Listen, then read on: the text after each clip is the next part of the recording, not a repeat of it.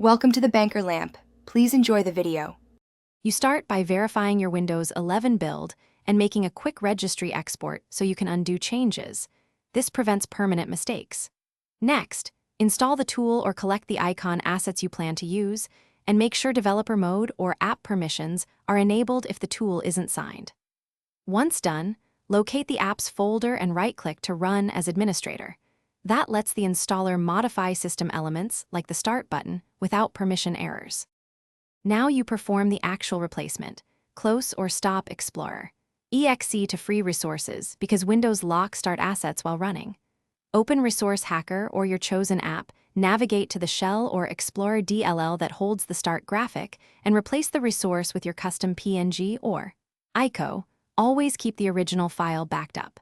After swapping, save changes and let the tool rebuild resources. This approach ensures Windows loads the new image correctly without corrupting system files.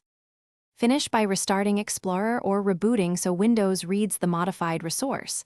Then interact with the Start button to confirm both appearance and click behavior. If something fails, immediately restore the backed up DLL or registry export and run System File Checker, SFC/Scano, to repair inconsistencies. Make sure file permissions are correct and that the tool didn't leave temporary files behind. If problems persist, roll back using a system restore point. This troubleshooting step saves time. Thanks for watching. If this was helpful, leave a like and consider subscribing. See you next time.